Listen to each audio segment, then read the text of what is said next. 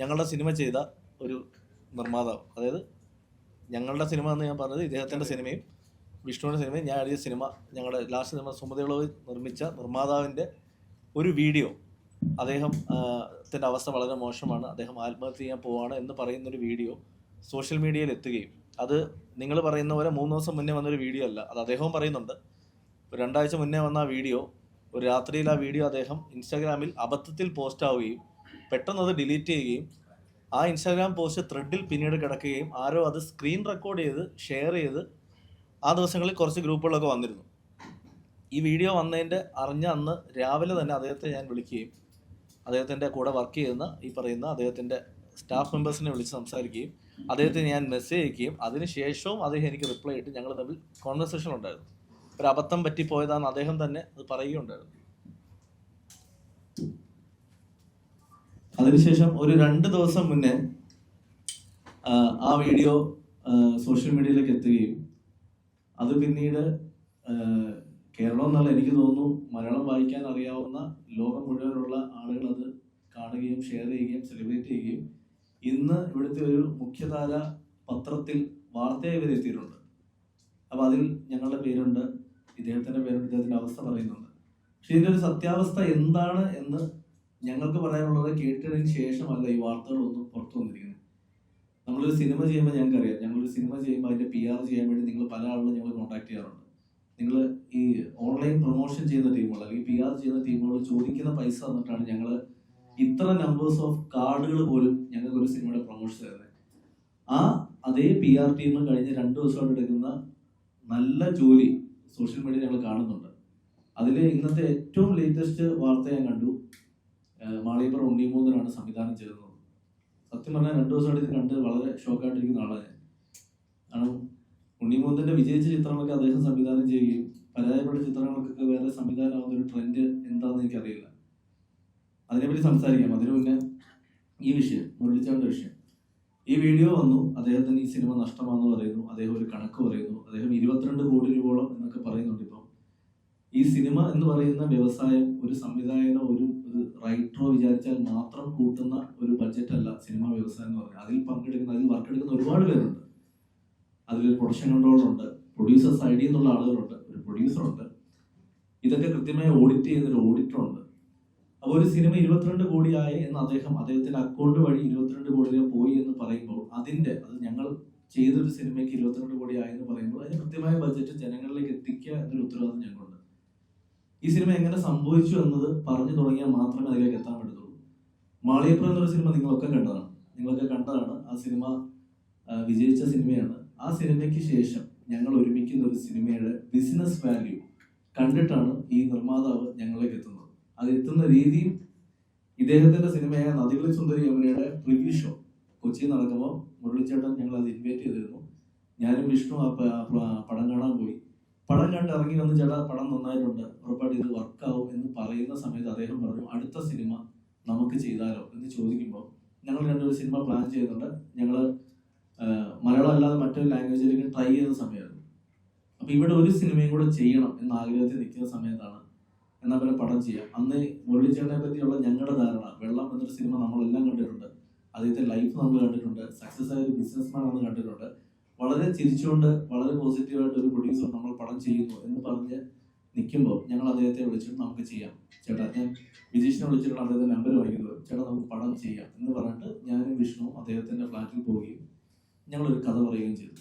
ഞങ്ങൾ പറഞ്ഞ കഥ സുമതിയുള്ളതിന്റെ കഥയല്ല, ഞങ്ങൾ പറഞ്ഞത് ജിംഗിൾ ബെൽസ് എന്ന് പറയുന്ന ഒരു സിനിമയുടെ കഥയാണ്. ഒരു 6 കോടി രൂപയുള്ള ബഡ്ജറ്റിൽ തീരുന്ന ആ മാളിയപ്പുറത്തിലെ 2 കുട്ടികളെയും ദേവനന്ദയെയും ശ്രീപത്തിനെയും പ്ലസ് ഒരു ഹീറോയും കൂടെ വെച്ചിട്ടുള്ള ഒരു കഥയായിരുന്നു.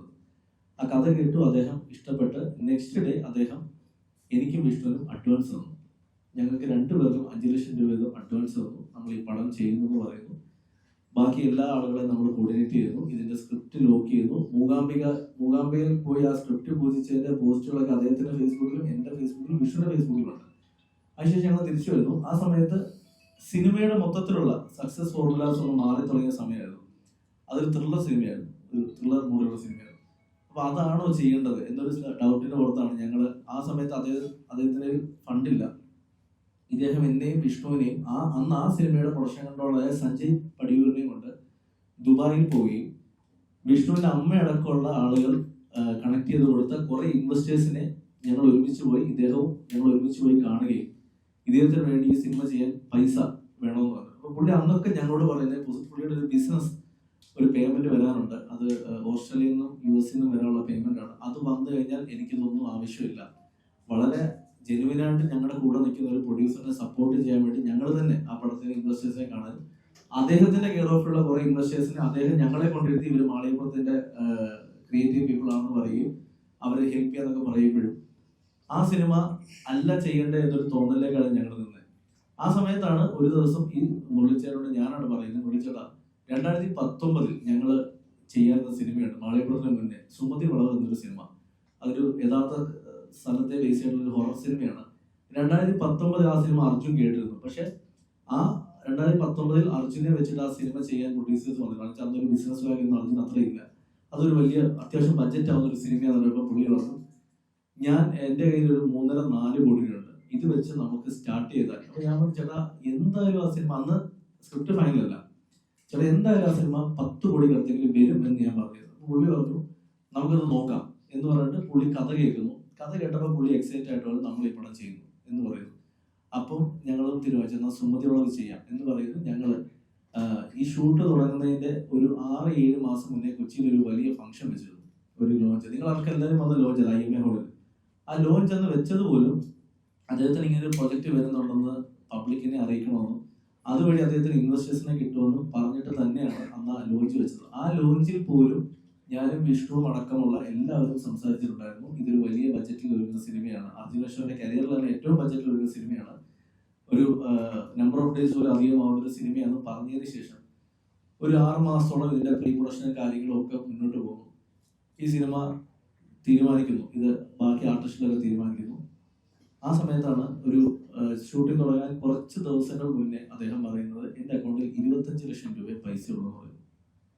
സത്യം പറഞ്ഞാൽ ഇത്രയും ബഡ്ജറ്റിൽ വരുന്ന ഒരു സിനിമയുടെ പ്രൊഡ്യൂസർ പറയാണ് എന്റെ അക്കൗണ്ടിൽ 25 ലക്ഷം രൂപ, പക്ഷെ പേടിക്കണ്ട എന്റെ പൈസ വരും എന്ന് പറയുമ്പോൾ ഈ സിനിമ നടക്കാതിരുന്നാൽ മാളികപ്പുറം ടീമിന്റെ ഒരു സിനിമ ഡ്രോപ്പ് ആവുന്ന അല്ലെങ്കിൽ ഡിലേ ആവുന്ന ഒരു അവസ്ഥ വരല്ലേ എന്ന് ഉറപ്പിച്ചിട്ട് അതിനു മുന്നേ വേറൊരാൾ പറയാണ്ട് ഇദ്ദേഹമായിട്ട് പടം ചെയ്യാൻ തീരുമാനിച്ചപ്പോൾ ഇദ്ദേഹത്തിനായിട്ട് ബാധിച്ച ഒരുപാട് പേര് വിളിച്ചിട്ട് ഇദ്ദേഹത്തിനോട് പടം ചെയ്യുമെന്ന് ഞങ്ങളോട് പറഞ്ഞു. അപ്പൊ പോലും കുഴപ്പമില്ല, മുള്ളിച്ചനോട് പടം ചെയ്യാം, കാരണം അദ്ദേഹം അത്ര ഡീസന്റ് ആയിട്ടാണ് ഞങ്ങൾക്ക് ബിഹേവ് ചെയ്തിട്ടുള്ളത്. എല്ലാ കാര്യങ്ങളിലും നമ്മുടെ ഒരു മൂത്ത ചേട്ടനെ പോലെ, നമ്മുടെ ഒരു ഫാമിലി മെമ്പറെ പോലെ തന്നെയാണ് അദ്ദേഹം നിന്നിട്ടുള്ളത്. അദ്ദേഹത്തിന്റെ ഫാമിലിയായിട്ടും നല്ല ബന്ധമാണ്, ഞങ്ങളുടെ ഫാമിലിയായിട്ട് അദ്ദേഹത്തിന് നല്ല ബന്ധം, അങ്ങോട്ടും ഇങ്ങോട്ടും ഒക്കെ വരുന്ന ആളുകൾ. അപ്പൊ ഈ ഇതിന് പൈസ ഇല്ല എന്ന് പറയുമ്പോൾ എൻ്റെ ഒരു സുഹൃത്ത് ചെന്നൈയിലുണ്ട്, മനോജ് എന്ന് പറഞ്ഞിട്ട്. അപ്പൊ അദ്ദേഹം അത്യാവശ്യം സിനിമയായിട്ടും ഒക്കെ നല്ല ബന്ധമുള്ള ആളാണ്. അപ്പൊ മനോജ് ചേട്ടനോട് സംസാരിച്ച മനോജ് ചേട്ടനാണ് ചെന്നൈയിലെ ഒരു വലിയ പ്രൊഡക്ഷനിൽ ഈ പ്രോജക്റ്റ് നമുക്ക് സംസാരിക്കാം, അവരെ കൂടെ കോർപ്പറേഷനിൽ കൊണ്ടുവന്നാൽ ഈ സിനിമ കുറച്ചും കൂടി ഈസി ആയിട്ട് നടക്കും എന്ന് പറയുമ്പോൾ മുരളിച്ചേട്ടൻ അതിന് ഓക്കെ പറയുകയും ഞാനും വിഷ്ണുവും മുരളിച്ചേട്ടനും ചെന്നൈയിൽ പോവുകയും ആ ടീമിനെ കാണുകയും അവര് ഈ സിനിമ ഞങ്ങൾ കോർപ്പറേഷൻ ചെയ്യാൻ തയ്യാറാണെന്ന് പറയുകയും അന്ന് പറഞ്ഞ ബഡ്ജറ്റിന്റെ പകുതി പൈസ അവർ ഇൻവെസ്റ്റ് ചെയ്യാൻ തയ്യാറായി. 6 കോടി രൂപയാണെന്ന് അവർ ഇൻവെസ്റ്റ് ചെയ്യാൻ തയ്യാറാവുന്നത്. അപ്പം അവരോട് ആ സമയത്തും അദ്ദേഹം പറഞ്ഞൊരു വാചകമുണ്ട്, എനിക്ക് 6 കോടി രൂപ വേണ്ടി വരില്ല, എന്റെ പൈസ വരും എന്ന് പറയുമ്പോൾ അവർ അത്രയും ഓക്കെയാണ്. അവർ മാളികപ്പുറം ടീമിനോടും ഇതിന്റെ കച്ചവടം ഇത്രയാവും എന്ന് പറഞ്ഞ് അവർ ഓക്കെയാണ്. അങ്ങനെ ഞങ്ങൾ തിരിച്ച് കൊച്ചിയിൽ എത്തുമ്പോൾ ഇദ്ദേഹം വിളിച്ചു പറയുകയാണ്, പെട്ടെന്ന് വിളിച്ചിട്ട് അവരോട് 2 കോടി രൂപ ആദ്യം ഇടാൻ പറയുമെന്ന് ചോദിച്ചു. ഈ നിങ്ങൾ എത്ര പേർക്ക് ഈ കോർപ്പറേഷന്റെ ഡീലർ എത്ര പേർക്ക് അറിയുമെന്ന് എനിക്കറിയില്ല. നമ്മളൊരു പ്രൊഡ്യൂസർ എന്ന് പറയുകയാണെങ്കിൽ നിങ്ങൾ എന്റെ പടത്തിന് കോ പ്രൊഡ്യൂസർ ആവണം എന്ന് പറയുമ്പോൾ ആ കോ പ്രൊഡ്യൂസ് ചെയ്യാൻ പറ്റുന്ന കമ്പനിക്ക് മിനിമം ഇദ്ദേഹത്തിന്റെ കുറച്ച് പൈസ ഉണ്ടാവും എന്നൊരു തോന്നലുണ്ട്. അപ്പൊ അവരോട് ഞങ്ങൾ വിളിച്ചിട്ട് 2 കോടി ആദ്യം ഇടാൻ പറ്റിയപ്പോൾ അവർ ആദ്യം നോ പറഞ്ഞു. പിന്നീട് ഇതേ മനോജ് ചേട്ടനും ഇവര് സംസാരിച്ചിട്ട് അവരതിന് വില്ലിങ് ആവുകയും 2 കോടി അവർ തരികയും ദുബായിലുള്ള പ്ലോട്ട് പിക്ചേഴ്സ് എന്ന് പറയുന്ന ഓവർസീസ് കമ്പനിയായിട്ട് സംസാരിച്ചിട്ട് വിഷ്ണു സുഹൃത്തോടെയാണ് സംസാരിക്കുന്നത്. 2 കോടി ആദ്യം അവര് ഞങ്ങളോട് 2 കോടിക്ക് ഞങ്ങൾ ഈ പടം എടുക്കാമെന്ന് പറയുകയും 1 കോടി രൂപ ഷൂട്ടിന് മുന്നേ അഡ്വാൻസ് ആയിട്ട് അദ്ദേഹത്തിന്റെ അക്കൗണ്ടിലേക്ക് അയക്കുകയും ചെയ്തു. ഈ പറഞ്ഞ തിങ് സ്റ്റുഡിയോസിന്റെ 2 കോടി വന്നിരുന്നത് അദ്ദേഹത്തിന്റെ അക്കൗണ്ടിലേക്കാണ്. ഈ പറഞ്ഞ പ്ലോട്ട് പിക്ചേഴ്സിന്റെ 1 കോടി രൂപ വന്നത് ആ അക്കൗണ്ടിലേക്കാണ്. മാളികപ്പുറത്തെ പാട്ടുകളൊക്കെ ഹിറ്റായിരുന്നു. അതുകൊണ്ട് തന്നെ മ്യൂസിക് കമ്പനിയോട് സംസാരിച്ച് പാട്ടുകളൊന്നും അപ്പം കംപ്ലീറ്റ് ആയിട്ടില്ല, പക്ഷെ ആ മ്യൂസിക് കമ്പനിയോട് സംസാരിച്ച് 60 ലക്ഷം രൂപയോളം ഈ പടത്തിന്റെ മ്യൂസിക് റൈറ്റ്സ് ഒക്കെ പറഞ്ഞിട്ട് ഈ പടത്തിന് ഞങ്ങളത് ഹെൽപ്പ് ചെയ്യണം എന്ന് പറഞ്ഞ് 50 ലക്ഷം രൂപ മ്യൂസിക് റൈറ്റ്സിൽ നിന്ന് ഷൂട്ടിന് മുന്നേ ഞങ്ങൾ വാങ്ങിച്ച് കൊടുക്കുകയുണ്ടായി. ആ സിനിമയുടെ പൂജ പാലക്കാട് നടന്നപ്പോൾ നിങ്ങൾ പല മീഡിയാസും വന്നിട്ടുണ്ട്. അതിന്റെ വീഡിയോസ് ഇപ്പോഴും സോഷ്യൽ മീഡിയയിലൊക്കെ ഉണ്ട്. ആ വീഡിയോയിലും അതിൽ അന്ന് വിട്ട പോസ്റ്ററിലും നോക്കിയാൽ അറിയാം, ഞാൻ ഈ പറയുന്ന തമിഴ് പ്രൊഡക്ഷൻ കമ്പനിയുടെ ഇൻ അസോസിയേഷനിലാണ് ആ പോസ്റ്റേഴ്സ്. അവിടെ 2 പ്രൊഡക്ഷൻ കമ്പനിയുണ്ട്, 2 പ്രൊഡ്യൂസേഴ്സ് ഉണ്ട്. മുരളിച്ചേട്ടൻ മാത്രമല്ല, രണ്ടാമത്തെ ഒരു പ്രൊഡക്ഷൻ കമ്പനി ഉണ്ട്.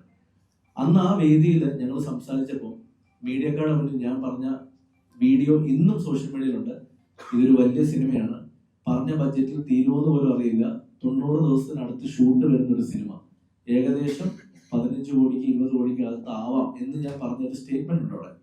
ഈ സിനിമയുടെ ഈ പറയുന്ന ചെന്നൈയിലുള്ള പ്രൊഡക്ഷൻ ഹൗസിന് കൊടുത്തേക്കുന്ന ബഡ്ജറ്റിന്റെ കോപ്പി ഞങ്ങളുടെ കയ്യിലുണ്ട്. മുരളിച്ചേട്ടൻ കൊടുത്തിരിക്കുന്നത് ഈ കൊടുത്തിരിക്കുന്ന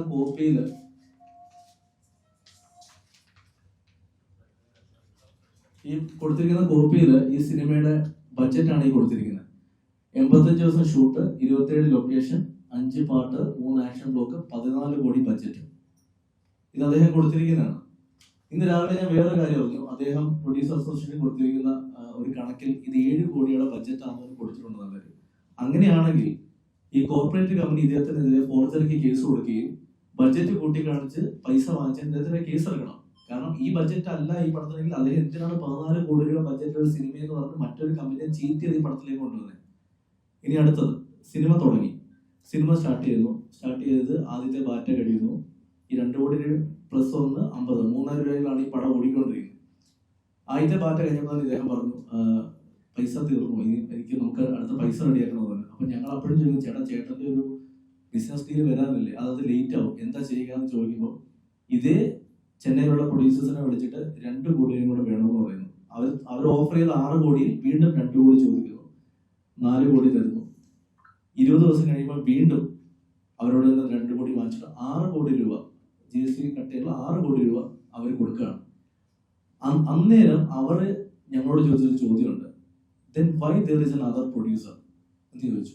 ഇത് ഞങ്ങൾ പൈസ തന്നുകൊണ്ടിരിക്കുകയാണെങ്കിൽ എന്തിനാണ് വേറൊരു പ്രൊഡ്യൂസർ, ബാക്കിയോട്ട് ഞങ്ങൾ ചെയ്താൽ പോലെ എന്ന് അദ്ദേഹം ചോദിച്ചപ്പോൾ അദ്ദേഹം ഒരു സ്റ്റേറ്റ്മെന്റ് പറഞ്ഞു, ഇനിയും ഈ പടത്തിൽ കോ പ്രൊഡക്ഷനാണ് ഞങ്ങളില്ല, ഞങ്ങളിത് ഫിനാൻസ് ചെയ്യാം, ഇൻട്രസ്റ്റ് സഹിതം തിരിച്ചു തന്നാൽ മതി എന്ന് പറയുകയും മുരളിച്ചേട്ടൻ അത് ഓക്കെ പറയുകയും ചെയ്തു. കുഴപ്പമില്ല, ഞാൻ മാത്രം മതി പ്രൊഡ്യൂസർ, ബാക്കി പൈസ ഞാൻ കൊണ്ടുവരാം എന്ന് പറയുകയും ഈ പറഞ്ഞ പ്രൊഡക്ഷൻ കമ്പനിയെ ഫിനാൻസ് ആക്കി മാറ്റുകയും പിന്നീട് വന്ന പോസ്റ്റേഴ്സിൽ അവരുടെ പേരുമില്ല, സൈഡിൽ എംബ്ലം മാത്രം വെക്കുകയുണ്ടായത്. പിന്നീട് അദ്ദേഹം ഈ പടം തീരുന്ന സമയമായപ്പോഴത്തേക്ക് കുറച്ച് പൈസ കൊണ്ടുവന്നത്, ഏകദേശം എൻ്റെ ഒരു കണക്ക് കറക്റ്റ് ആണെങ്കിൽ 3.5-4 കോടി രൂപ അദ്ദേഹം പല സ്ഥലങ്ങളിൽ നിന്ന് കൊണ്ടുവന്ന് പല സമയത്താണ് ഈ പടത്തിൽ ചെയ്തിട്ടുണ്ട്. ശേഷം പടം തീർന്നു. ഈ പടം തീർന്നു കഴിയുമ്പോൾ സിനിമ അറിയുന്നവർക്കും സിനിമ ഇൻഡസ്ട്രി വർക്ക് ചെയ്യുന്നവർക്ക് അറിയാം, ആർട്ടിസ്റ്റുകൾ ഡബ് ചെയ്യണമെങ്കിൽ അവരുടെ സാലറി സെറ്റിൽ ചെയ്യണം. ഈ സിനിമയിലെ ഒരു ആർട്ടിസ്റ്റിന് പോലും അദ്ദേഹം സാലറി സെറ്റിൽ ചെയ്തിട്ടില്ല. ഇന്നലെ അദ്ദേഹം മീഡിയയോട് പറഞ്ഞു, ഇതിൽ അഭിനയിച്ച പല നടന്മാരും വിളിച്ചിട്ട് അദ്ദേഹത്തോട് പറഞ്ഞു, എനിക്ക് പൈസ വേണ്ട ചേട്ടാ, ധൈര്യമായിട്ടിരിക്കുന്നു പറഞ്ഞത്. ഞാൻ എഴുതി വെച്ചുതരാം, ഇതിൽ അഭിനയിച്ച നടന്മാരുടെ എല്ലാം ഡീറ്റെയിൽസ് നിങ്ങൾക്കുണ്ടല്ലോ, നിങ്ങൾ അവരെയൊക്കെ പേഴ്സണലി വിളിച്ചിട്ട് ചോദിക്കുക ഇങ്ങനെ ഒരു കാര്യം പറഞ്ഞിട്ടുണ്ടോ. ഈ സിനിമയ്ക്ക് ഡബിങ് നടക്കാൻ വേണ്ടി ഈ പറയുന്ന എല്ലാ ആർട്ടിസ്റ്റുകളെയും വിളിച്ച് പേഴ്സണലി റിക്വസ്റ്റ് ചെയ്ത ഈ സിനിമ തീർത്ത് കൊടുത്താൽ മാത്രമേ കച്ചവടമാകത്തുള്ളൂ, ഒന്ന് സഹായിക്കും, ബഡ്ജറ്റ് നമുക്ക് വിചാരിച്ചതിനേക്കാളും കുറച്ചുകൂടെ മാറിയിട്ടുണ്ടല്ലോ, ഒന്ന് ഹെൽപ്പ് ചെയ്യുന്ന പറഞ്ഞിട്ട് ഇതിൽ ഓരോ ആർട്ടിസ്റ്റുകളെയും പേഴ്സണലി വിളിച്ച് ഞാനും വിഷ്ണു സംസാരിച്ചാണ് ഡബ് ചെയ്യുന്നത്. അതിനുശേഷം ഇദ്ദേഹത്തിനെതിരെ ഇതിന്റെ മ്യൂസിക് ഡയറക്ടർ കേസ് കൊടുത്തിട്ടുണ്ട്, അവന് കാശ് കംപ്ലീറ്റ് കൊടുത്തിട്ടില്ല. ഇതിന്റെ ക്യാമറാമാൻ കേസ് കൊടുത്തിട്ടുണ്ട്, അതിലൊക്കെ കോപ്പി ഇതിലുണ്ട്, ഞങ്ങളിത് കാണിക്കാം. ഇതിൽ വർക്ക് ചെയ്ത പല ആളുകൾ കേസ് കൊടുക്കുമ്പോഴും വിളിച്ച് സംസാരിച്ച്, എടാ അങ്ങനെയല്ല, പുള്ളി ഒരു സിനിമ ചെയ്യാൻ വേണ്ടി വന്നതാണ്, നമ്മൾ ഈ സിനിമ തീർത്തു കഴിഞ്ഞാൽ ഇതിന്റെ കണ്ടന്റിലും ഇതിന്റെ മേക്കിങ്ങിലും ഒക്കെ നമുക്ക് വിശ്വാസമുണ്ട്. അന്ന് പടം കണ്ട എല്ലാവരും, ഞങ്ങളുടെ ടീമായാലും പുറത്തുള്ളവരായാലും എല്ലാവരും ഹാപ്പിയാണ്.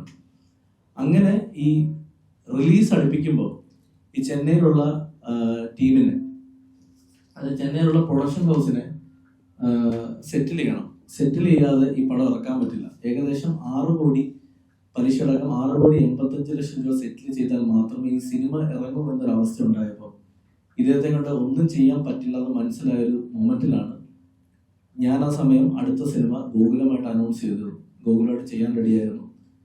ഗോകുലമായിട്ട് ഞാൻ സംസാരിക്കുകയും ഗോപാലൻ സാറിനെയും മൂർത്തി ചേട്ടനെയും മീറ്റ് ചെയ്ത് സംസാരിക്കുകയും ഇങ്ങനൊരു സംഭവമുണ്ട്, നമ്മളിത് സഹായിക്കണം, ഈ സിനിമ ഇറങ്ങണം എന്ന് പറഞ്ഞപ്പോൾ ഗോപാലൻ സാറും മൂർത്തി സാറും ഈ സിനിമ വന്ന് കാണുകയും അവർ ഈ സിനിമ ഇഷ്ടപ്പെട്ടിട്ട് നമ്മൾ ഇത് ചെയ്യുന്നു എന്ന് പറഞ്ഞിട്ട് അടുത്ത ദിവസം ഇദ്ദേഹത്തെ വിളിച്ചു വരുത്തുകയും ഈ ചെന്നൈ കമ്പനിക്ക് കൊടുക്കേണ്ട പേയ്മെന്റ് ഗോകുലം സെറ്റിൽ ചെയ്യണം.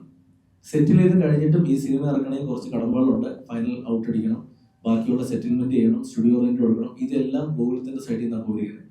ഈ പൈസ എല്ലാം പോയിരിക്കുന്നത് അക്കൗണ്ട് ത്രൂ മുരളിച്ചേട്ടന്റെ വഴിയാണ്. അതായത് ഗോകുലം കൊടുത്ത പൈസയും ഡ്രീം പിക്കുന്ന ഡിസ്ട്രിബ്യൂഷന്റെ കൊടുത്ത പൈസയും തിങ് സ്റ്റുഡിയോസിന്റെ പൈസയും ഒക്കെ പോയത് മുരളിച്ചേട്ടന്റെ അക്കൗണ്ടിൽ നിന്നാണ്. അപ്പൊ അദ്ദേഹത്തിന്റെ അക്കൗണ്ടിൽ നിന്നാണ് എല്ലാ പൈസയും പോയത്. അദ്ദേഹം വീഡിയോയിൽ പറയും അദ്ദേഹം ആലോചിക്കുന്നത് അദ്ദേഹത്തിന്റെ കാശല്ല, അദ്ദേഹത്തിന് വേണ്ടി ഈ സിനിമയ്ക്ക് വേണ്ടി ഇൻവെസ്റ്റ് ചെയ്യിച്ചവർ കൊടുത്ത പൈസ പുള്ളി മറ്റൊരാൾക്ക് കൊടുക്കുന്നു.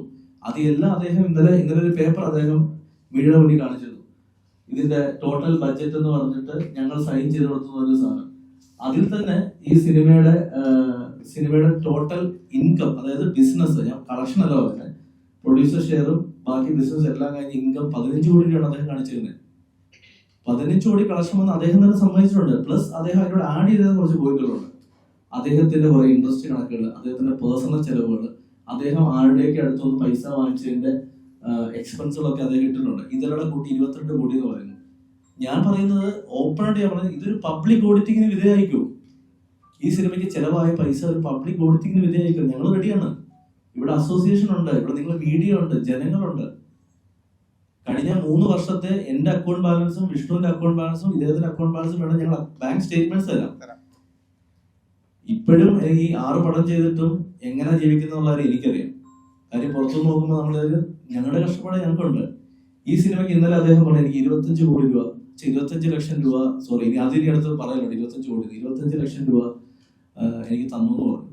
ഞാൻ എന്റെ ബാങ്ക് സ്റ്റേറ്റ്മെന്റ് ഇന്നുമായിട്ട് മൊത്തം എടുപ്പിച്ചപ്പോൾ അത് എനിക്ക് പല സമയത്തായിട്ട് അയച്ചിരിക്കുന്ന പൈസ ഒരു 17-18 ലക്ഷം രൂപയാണ്. പല സമയത്തായിട്ട്. ഇതിൽ ഏറ്റവും വലിയ ഫൺ ഫാക്ടർ എന്താണെന്ന് വെച്ചാൽ സിനിമ റിലീസിന് മുന്നേയുള്ള പ്രൊമോഷൻ സമയത്ത് ഞാൻ ഇതിലെ ഓൺലൈൻ മീഡിയാസിന് അറിയാം, ഞാൻ അന്ന് പ്രൊമോഷൻ വന്ന ഹോസ്പിറ്റലിൽ നിന്നാണ്. എൻ്റെ അച്ഛൻ്റെ ബൈപ്പാസ് സർജറി കഴിഞ്ഞിട്ട് വെൽകെയർ ഹോസ്പിറ്റലിൽ കിടക്കുകയും ഞാൻ അവിടുന്ന് പിന്നെ ഈ അച്ഛൻ്റെ സർജറിക്ക് 3 ദിവസം മുന്നേ 3-4 ദിവസം മുന്നേ ഇദ്ദേഹം എന്നെ വിളിച്ചിട്ട് ഞാൻ ദുബായിലാണ്, നമ്മുടെ പടം ഇറങ്ങാൻ പോകാൻ, നമ്മൾ രക്ഷപ്പെടുന്നു, നമ്മൾ അടിപൊളിയാവും, ധൈര്യമായിട്ടിരിക്കുന്ന കൂടി പറഞ്ഞാൽ ദുബായിൽ പെട്ടിരിക്കുക, എനിക്ക് നാളെ നാട്ടിൽ വരണം, നാളെ ഒരു സെറ്റിൽമെന്റ് കിട്ടും, എനിക്ക് ഇവിടെ ഒരു സെറ്റിൽമെന്റ് എടുക്കും, 3 ലക്ഷം രൂപ വേണമെന്ന് പറയുന്നു. ഈ 3 ലക്ഷം രൂപ വേണമെന്ന് പറയുമ്പോൾ നിങ്ങൾ ആലോചിച്ചോളാം, ഞാൻ അച്ഛൻ്റെ സർജറിക്ക് പൈസ എനിക്ക് കളക്ട് ചെയ്ത് വെച്ചിരിക്കുകയാണ്. അപ്പൊ ഞാൻ പറഞ്ഞു ചേട്ടാ എൻ്റെ പൈസ കുറവാ, കാരണം മറ്റന്നാൾ സർജറിയാണ്, അല്ല നാളെ ഞാൻ എത്തും, ഒരു ടെൻഷനും വേണ്ട, അച്ഛൻ്റെ സർജറിക്കുള്ള പൈസ ബാക്കി ഞാൻ തന്നോളാം എന്ന് പറഞ്ഞിട്ട് ഞാൻ അദ്ദേഹത്തിന് 3 ലക്ഷം രൂപ ട്രാൻസ്ഫർ ചെയ്ത് കൊടുത്തു. ടിൽ ഈ ഡേറ്റ് വരെ എനിക്ക് ആ പൈസ തിരിച്ചിട്ടിട്ടില്ല, ഇതുവരെ തന്നിട്ടില്ല. പക്ഷെ ഞാനത് ഓക്കെ, അദ്ദേഹത്തിന് നഷ്ടം വന്നു പറഞ്ഞപ്പോഴും ഓക്കെ, ഞാനത് ലാസ്റ്റ് മീറ്റിംഗ് കൊണ്ട് ചേട്ടാ കുഴപ്പമില്ല, അത് ഞാൻ നോക്കിക്കൊള്ളാന്ന് പറഞ്ഞു. പക്ഷെ അന്നേരം എൻ്റെ അച്ഛൻ്റെ സർജറി സമയത്ത് എന്നെ ഹെൽപ്പ് ചെയ്തേക്കുന്നത് ഗോകുലത്തിൽ നിന്നും ബാക്കി എൻ്റെ സുഹൃത്തുക്കളുമാണ്. ഇന്ന് അദ്ദേഹം ഒരു അലിഗേഷൻ പറയുകയാണ്, ഞാനും വിഷ്ണുവും 7 കോടി രൂപയോളം അദ്ദേഹത്തെ പറ്റിച്ചു, ഞങ്ങൾ കള്ളനാണ്. ആ സ്റ്റേറ്റ്മെന്റ് ആണ് പുള്ളി പിൻവലിക്കേണ്ടത്. എന്താണ് പറ്റിച്ചതെന്ന് ഇന്നലെ എനിക്ക് തോന്നുന്നു മീഡിയ വണ്ണാന്ന് തോന്നുന്നു, മീഡിയ വണ്ണോ അത് ബിഗ് ടി വി ആണല്ലോ, ആരും ചോദിച്ചപ്പോൾ അദ്ദേഹത്തോട് എടുത്തു ചോദിച്ചു അഭിലാഷ് പിള്ള എന്താണ് പറ്റിച്ചത്. അദ്ദേഹം പറഞ്ഞു പറ്റിച്ചതെന്ന് വെച്ചാൽ സിനിമ കഴിഞ്ഞ് എന്നെ വിളിക്കുമായിരുന്നു, കുറച്ചുകൂടെ കഴിയുമ്പോൾ അദ്ദേഹത്തിന്റെ വേറെ പടത്തിന് പോയെന്ന്. ഞാൻ പിന്നെ പുള്ളിയുടെ വീട്ടിൽ പോയിരിക്കണോ, എനിക്ക് അടുത്ത പടം ചെയ്യണ്ടേ, എനിക്ക് എന്റെ കനവ് നോക്കണ്ടേ.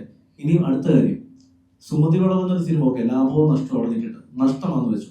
നഷ്ടമാണെങ്കിൽ മലയാള സിനിമയിലെ ആദ്യത്തെ നഷ്ടം വന്ന സിനിമയാണോ സുമതി വളവ്. ഇദ്ദേഹത്തിന് ആത്മഹത്യ ചെയ്യാൻ പോകുന്നൊരു വീഡിയോ കണ്ടു, ഓക്കെ, അതിൽ എനിക്കും വിഷമമാണ്, ഞാൻ അദ്ദേഹത്തെ ആ കാര്യത്തിൽ വിളിച്ച ആളുമാണ്. ഇത് ആദ്യത്തെ വീഡിയോ ആണെന്നാണോ നിങ്ങളുടെ വിചാരം? ഇതുപോലത്തെ വീഡിയോസ് വേറെ ഉണ്ട്. ഒരു വീഡിയോ മാത്രമേ പുറത്തു വന്നിട്ടുള്ളൂ, വീഡിയോ മാത്രമല്ല ലൈവായിട്ട് അത് കണ്ട ആളുണ്ട് ഇവിടെ. അദ്ദേഹം പറയും, സംസാരിക്കും. ഇത് മുരളിച്ചേട്ടനെ വ്യക്തിഹത്യ ചെയ്യാനായിട്ടോ അല്ലെങ്കിൽ മുരളിച്ചേട്ടനെ മോശമാക്കാനോ വേണ്ടിയല്ല. അദ്ദേഹത്തിന്റെ ഇപ്പോഴത്തെ അവസ്ഥ മോശമാവാം, എനിക്കറിയില്ല, അദ്ദേഹം തന്നെ പറയും മോശമാണ്. പക്ഷെ കയ്യിൽ 5 പൈസ എടുക്കാനില്ലാത്ത ഒരു പ്രൊഡ്യൂസർ 2 ആഴ്ച മുന്നേ ചെന്നൈയിൽ പോയി അദ്ദേഹത്തിന്റെ ഒരു സിനിമയുടെ റീമേക്ക് ചെയ്യാൻ നായകൻ അഡ്വാൻസ് കൊടുത്തിട്ടുണ്ട്. വെള്ളം തമിഴിലേക്ക് റീമേക്ക് ചെയ്യാൻ അദ്ദേഹം അഡ്വാൻസ് കൊടുത്തിട്ടുണ്ട്. ആത്മഹത്യ നിൽക്കുന്ന പുള്ളിക്ക് ആ പൈസ എടുത്ത് വെച്ചിട്ട് ജീവിച്ചൂടെ കുറച്ചു കാലത്തേക്ക്? എന്തിനാണ് അത് ചെയ്തത്? ആ അഡ്വാൻസ് വാങ്ങിച്ച നായകൻ അദ്ദേഹത്തിന്റെ സുഹൃത്തു കൂടെയാണ്. അദ്ദേഹം എന്നെ ഒന്ന് ഞങ്ങൾ മീറ്റ് ചെയ്തു, എന്നോട് സംസാരിച്ചപ്പോൾ ഞാൻ പറഞ്ഞത് ആ പടം ചെയ്യും, കാരണം സുമതിയോട് അദ്ദേഹത്തിന് നഷ്ടമാണെന്നൊക്കെ അദ്ദേഹം പറയുന്നുണ്ട്. എന്തെങ്കിലും ചെയ്ത് ആ പടം തമിഴിൽ വർക്കാവും, ഉറപ്പായിട്ടും ആ സിനിമ തമിഴിൽ വർക്കാവുന്ന സിനിമയാണ്. ആ സിനിമ ചെയ്ത് ഒന്ന് സെറ്റ് ആകുമ്പോൾ എന്നടുത്ത് അദ്ദേഹം പറഞ്ഞു ബാക്കി പൈസ ആയിട്ടില്ലെന്ന് തോന്നുന്നു. ഞാൻ മുരളിച്ചേട്ടനെ വിളിക്കുകയാണ്, വിളിച്ചിട്ട് മുരളിച്ചേട്ടാ നിങ്ങൾ ധൈര്യമായിട്ടിരിക്കും, ചെന്നൈക്ക് വാ, ഈ പടത്തിന് എത്ര രൂപ ചെലവെന്ന് വെച്ചാൽ അത് നമുക്ക് റെഡിയാക്കാം, ഈ പടം നിങ്ങൾ ചെയ്യും, ഞാൻ കൂടെ നിൽക്കാന്ന് പറഞ്ഞു. അതിനുശേഷം ഈ വീഡിയോ വരുന്നതിന്റെ ഒരു 3 ദിവസം മുന്നേ ഇദ്ദേഹത്തിന് ഞാൻ വിളിക്കുകയും ഇദ്ദേഹത്തിന്റെ കൂടെ ജോലി ചെയ്യുന്ന ഒരാളുണ്ട്, ഇതെല്ലാം കോർഡിനേറ്റ് ചെയ്യുന്ന അവരാണ്. സുമതി വളവ് 2 ചെയ്യാൻ വേണ്ടി അന്ന് തൊട്ട് ചോദിക്കുകയാണ്. ഓക്കെ, സുമതി 2 ഞാൻ പറഞ്ഞു ചേട്ടാ അതിന് നമുക്ക് ചെയ്യാം, ചേട്ടൻ ധൈര്യമായിട്ടേക്ക് നമുക്ക് ഫണ്ട് ചെയ്യാം. സുമതി വളവ് 2 ഒരു കച്ചവട വാല്യൂ ഉണ്ട്. അത് ചെന്നൈയിലെ ഒരു പ്രൊഡക്ഷൻ കമ്പനി എൻ്റെ അടുത്ത് ചോദിക്കുകയും അതിന്റെ IP അടക്കം വാങ്ങിക്കാൻ തയ്യാറാവുന്ന പറഞ്ഞപ്പോൾ ഞാൻ ഇദ്ദേഹത്തെ വിളിച്ചു പറഞ്ഞു ചേട്ടാ ധൈര്യമായിട്ടിരിക്കുക, ചേട്ടനെ കൂടെ ഇല്ലായിക്കൊണ്ട് ഈ പടം ചെയ്യാം, ചേട്ടന് ഒരു പ്രൊഡ്യൂസ് ഷെയർ കിട്ടും എന്ന് പറയുമ്പോൾ അദ്ദേഹം ചെയ്യാൻ തയ്യാറായിരുന്നു. പക്ഷെ ഒറ്റ രാത്രിയോടെ ഇത് മാറി മാറുന്നത് എന്ത് അത്ഭുതത്തിന് പുറത്താന്നുള്ള കാര്യം ഇതിന് പിന്നീട് ഇതിന്റെ സെക്കൻഡ് സ്റ്റേജ് ഞാൻ സംസാരിക്കാം. ആദ്യം ഇവിടെ നിന്ന് വന്നുള്ള ഇതാണെന്നുള്ളത് ഞാൻ പറയാം. അപ്പം ഇദ്ദേഹം കുറച്ച് മുന്നേ പറഞ്ഞ വിഷ്ണുവിന് സംവിധാനം അലിഗേഷൻസ് ആണ്, വിഷ്ണുവിന് സംവിധാനം അറിയില്ല, അത് പുള്ളി പിന്നീട് അറിയുന്നു. വിഷ്ണുവിന്റെ മാളികപ്പുറം സംവിധാനം ചെയ്ത ഉണ്ണി എന്ന് പറയുന്നു. ഞാൻ ചോദിക്കുന്നത്, സംവിധാനം അറിയാത്തൊരു സംവിധായകനാണെന്ന് അറിഞ്ഞിട്ടും അദ്ദേഹം എന്തിനാണ് സുമതി വളവ് 2 ചെയ്യാൻ തയ്യാറായത്? അദ്ദേഹം അനൗൺസ് ചെയ്തിട്ടുണ്ട്. അദ്ദേഹം അതിനുശേഷം വിഷ്ണുവിനെ കണ്ടിട്ടില്ല, വിഷ്ണു വിളിച്ചിട്ടില്ല എന്ന് പറയുന്നു. അദ്ദേഹത്തിന് അതിനുശേഷം എത്രയോ തവണ ഹയാത്ത് ഞങ്ങൾ കണ്ടിട്ടുണ്ട്. ഇത്രയും പൈസ ഇല്ലാത്ത ഒരാള് ഹയാത്തിനെ താമസിക്കും, അദ്ദേഹത്തിന്റെ ലൈഫ് സ്റ്റൈൽ വേറെയാണ്. നിങ്ങൾക്ക് അദ്ദേഹത്തിന്റെ വ്യക്തിപരം എത്ര ഇപ്പൊ എനിക്കറിയാം. വെള്ളം സിനിമ വെള്ളം സിനിമ നഷ്ടം വന്ന സിനിമയാണ്. അത് അതിന്റെ യഥാർത്ഥ പ്രൊഡ്യൂസേഴ്സ് ജീവിച്ചിരിപ്പുണ്ട്. അവര് വേണമെങ്കിൽ പ്രസ് മീറ്റിന് ഇനി അടുത്ത പ്രസ് മീറ്റിന് അവര് വരാന്ന് പറയുന്നുണ്ട്. നദികളിൽ സുന്ദരി യമുന ആരാണ് പ്രൊഡ്യൂസർ? അതിന്റെ പ്രൊഡ്യൂസേഴ്സ് ജീവിച്ചിരിപ്പുണ്ട്. ഇപ്പൊ ഞാൻ പറയുന്നു ഈ സുമതി വളവിന്റെ പ്രൊഡ്യൂസർ പുള്ളി മാത്രമാണെന്ന് വെച്ചാൽ ഒരിക്കലും ഞാൻ പറയും പുള്ളി മാത്രമല്ല. നദികളിൽ സുമതി വളവിന്റെ പ്രൊഡക്ഷൻ പേര് നോക്കിയാൽ മതി, പ്രൊഡക്ഷൻ പേരിൽ വേറെ പേരുണ്ട്. അദ്ദേഹത്തിന് 7 കോടി നഷ്ടം വന്നു പറയുന്നു. ഓക്കെ, 7 കോടി നഷ്ടം വന്ന് അദ്ദേഹം തെളിയിക്കട്ടെ. ഇത് വായനോട് പറയലല്ല, ഇവിടെ ഒരു അസോസിയേഷൻ ഉണ്ട്, ഇവിടെ ഒരു ഓഡിറ്റിംഗ് ചെയ്യാൻ ആളുകളുണ്ട്. ആ സിനിമയുടെ ചെലവുകൾ ചെയ്യട്ടെ, പറയട്ടെ. പിന്നെ ഒരു സിനിമയുടെ കണക്ക് പറയേണ്ട മറ്റൊരാൾ പ്രൊഡക്ഷൻ കൺട്രോളാണ്. ഇനി പ്രസ് മീറ്റിൽ അദ്ദേഹം ഇല്ല, അദ്ദേഹം വരുമെന്ന് പറയുന്നത് ലാസ്റ്റ് കൊണ്ട് അദ്ദേഹം വന്നിട്ടില്ല. ഇനി ഈ സിനിമ സംഭവിച്ചതിന്റെ മറ്റൊരു കാര്യം, ഈ സിനിമ ചെയ്യാൻ തീരുമാനിച്ചപ്പോൾ ഞങ്ങളുടെ തന്നെ സുഹൃത്തായ മറ്റൊരു കൺട്രോളറുണ്ട്, നിങ്ങൾക്കറിയാം, സുനിൽ സിംഗ് എന്ന് പറയുന്ന പ്രൊഡക്ഷൻ കൺട്രോളർ. അദ്ദേഹത്തെ വെച്ച് ഞങ്ങൾ ഈ പടത്തിന്റെ ബഡ്ജറ്റ് ഇടിച്ചിരുന്നു. ഇപ്പോഴും അദ്ദേഹം അയച്ച ബഡ്ജറ്റ് ഞങ്ങളുടെ ഉണ്ട്. അന്ന് അദ്ദേഹം അയച്ച ബഡ്ജറ്റ് 13 കോടി രൂപയാണ് ഈ പടത്തിന്റെ ബഡ്ജറ്റ്. ആ 13 കോടി കണ്ടിട്ട് ഇദ്ദേഹം പറഞ്ഞു ഇല്ല പുള്ളി ശരിയല്ല, അതായത് പുള്ളിയെ മാറ്റം. ഞങ്ങൾ അറിയാതെ പുള്ളി മറ്റൊരു കൺട്രോളറെ കൊണ്ടുവന്ന് ബഡ്ജറ്റ് ഇട്ടു. അപ്പൊ അവരോട് 11 കോടിക്ക് തീർത്തരാൻ പറ്റുന്നു. അന്നും ഞാൻ ആ കൺട്രോളർ പറഞ്ഞു നിങ്ങൾ വർക്ക് കിട്ടാൻ വേണ്ടി വെറുതെ പറയരുത്, നാളെ ഈ സിനിമ എങ്ങാണ്ട് ബഡ്ജറ്റ് കയറിയാൽ ഇത് പ്രശ്നമാവും എന്ന് പറയുമ്പോൾ ഇല്ല ഉറപ്പായിട്ട് നമുക്ക് തീർക്കാന്ന് പറഞ്ഞു. അന്ന് ഞങ്ങൾ പ്ലാൻ ചെയ്യുന്ന ആർട്ടിസ്റ്റുകളിൽ നിന്നും പിന്നീട് ആർട്ടിസ്റ്റുകളെ മാറുന്നു. ഇദ്ദേഹത്തിന്റെ താല്പര്യപ്രകാരം മറ്റ് 1-2 ആർട്ടിസ്റ്റുകളെ മാറ്റിയപ്പോൾ പോലും ബഡ്ജറ്റ് മാറ്റം വന്നു. കുറച്ചുകൂടെ വലിയ ആർട്ടിസ്റ്റ് വേണം ആ കഥാപാത്രത്തിൽ എന്ന് പറയുകയും അങ്ങനെ ആർട്ടിസ്റ്റ് വരുമ്പോൾ അതും ബഡ്ജറ്റ് മാറി. ഇങ്ങനൊരു കൂട്ടായ്മ ചെയ്തൊരു സിനിമ അദ്ദേഹം പറയുന്നത് അദ്ദേഹത്തിന് നഷ്ടം വന്നാൽ അത് നികത്താൻ വേറെ എന്താണ് അടുത്ത വഴി എന്നുള്ളത് പുള്ളി സംസാരിക്കുക വേണ്ടത്. അല്ലാതെ ഒരു ആത്മഹത്യ വീഡിയോ ഇടുന്നു. ആ ആത്മഹത്യ വീഡിയോ വന്ന രാത്രിയിൽ ആ വീഡിയോ പുള്ളിക്ക് പരിചയമുള്ള ആരോ കാണുകയും അത് പുള്ളി ഇൻസ്റ്റയിൽ 5 മിനിറ്റ് ഡിലീറ്റ് ചെയ്തു. ത്രെഡിലാണ് കിടന്നതെന്ന് പറയുന്നു. ത്രെഡിൽ നിന്ന് സ്ക്രീൻ റെക്കോർഡ് ചെയ്ത് ആർക്കോ അയച്ചിട്ട് പുള്ളിയുടെ വീട്ടിൽ പോയി നോക്കാൻ പറയുന്നു. പോലീസ് സ്റ്റേഷനിൽ പറയുന്നു. രാത്രി വീട്ടിൽ ചെന്ന് പുള്ളി സുഖമായി കിടന്ന് ഉറങ്ങുമായിരുന്നു. പുള്ളി ഒരിക്കലും ആത്മഹത്യ നിൽക്കല്ലായിരുന്നു. പുള്ളിക്കൊരു സ്ഥിരം ഇങ്ങനെ ഒരു പ്രശ്നമുണ്ട്. പുള്ളി ഒരുപക്ഷെ പുള്ളിയുടെ വിഡ്രോവൽ സിംറ്റത്തിന്റെ ആവാം, ലൈഫിന്റെ പ്രശ്നത്തിന്റെ ആവാം, അതൊക്കെ വാട്ടർ വ്യത്യാസം, അത് അദ്ദേഹത്തിന്റെ പ്രശ്ന കാര്യം. പക്ഷെ ആ ഒരു ഒറ്റ ഇഷ്യൂവിന്റെ പുറത്ത് 2 ദിവസം മുന്നേ വരെ നമ്മളെ സപ്പോർട്ട് ചെയ്ത് അല്ലെങ്കിൽ ഞങ്ങളോട് സംസാരിച്ചിരുന്ന ആര് ഇതിന്റെ സത്യാവസ്ഥ തിരിച്ചറിയാതെ ഞങ്ങൾ കള്ളന്മാരാണ്, ഞങ്ങൾ പൈസ പറ്റിച്ചു എന്നൊക്കെ പറയുമ്പോൾ ഇതിൽ എവിടെയാണ് പൈസ പറ്റിച്ചെന്ന് മനസ്സിലാവുന്നില്ല. ഓക്കെ, ഇദ്ദേഹത്തിന് 7 കോടി രൂപ പോയി, 7 കോടി രൂപ 3.5 എനിക്ക് 3.5 വിഷ്ണുവിന് എടുത്തു എന്ന് പറഞ്ഞാൽ ഓക്കെ ഞങ്ങൾ സമ്മതിക്കാം. അദ്ദേഹം തന്നെ പറയുന്നു ഞങ്ങൾ പൈസ ഞങ്ങൾക്ക് തന്നതല്ല. പുള്ളി ഇന്നലെ പറഞ്ഞു എനിക്ക് 25 ലക്ഷം തന്നെ, വിഷ്ണു എത്ര കൊടുത്ത് ഇതുവരെ പറഞ്ഞിട്ടില്ല, എത്ര കിട്ടിയത് വിഷ്ണുവിനോട് പുള്ളി ഇതുവരെ പറഞ്ഞിട്ടില്ല. അപ്പൊ ഞങ്ങൾ ഇങ്ങനെ മാളികപ്പുറം കഴിഞ്ഞിട്ട് ഞങ്ങൾ വെച്ചൊരു പടം ചെയ്യുമ്പോൾ അത് റിസ്ക് എടുക്കാനല്ലേ ഒരു പ്രൊഡ്യൂസർ വരുന്നത്. ഇത് ഞാൻ പറയും, ഇത് ഞാനോ വിഷ്ണു മാത്രമല്ല, ഇവിടുത്തെ എത്രയോ റൈറ്റേഴ്സിനും എത്രയോ ഡയറക്ടേഴ്സിനും അവർക്ക് സിനിമയുടെ പ്രതിഫലം ഇപ്പോഴും കിട്ടാറുണ്ട്.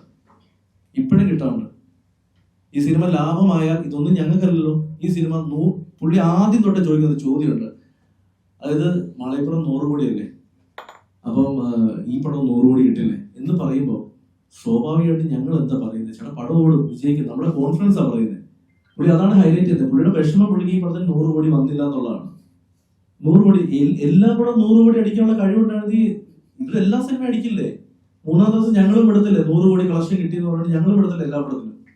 അങ്ങനെ എല്ലാ സിനിമയ്ക്കും സംഭവിക്കില്ല. ഒരു വർഷം മലയാളത്തിൽ തന്നെ എത്ര സിനിമകൾ വിജയിക്കുന്നുണ്ട്. ഇവിടുത്തെ പ്രൊഡ്യൂസർ അസോസിയേഷൻ ഈ കണക്കുകൾ കൃത്യമായി പുറത്തുവിട്ടപ്പോൾ അതിനെ പേടിച്ച് കുറെ പേര് എതിർത്തു. ഞാൻ പറയുന്നത് അത് കറക്റ്റ് കാര്യമായിരുന്നു. പടത്തിന്റെ കണക്ക് പുറത്തു വിടേണ്ടതാണ്. കാരണം അങ്ങനെ വരുമ്പോൾ ഇതുപോലത്തെ പ്രശ്നങ്ങൾ ഉണ്ടാവില്ല.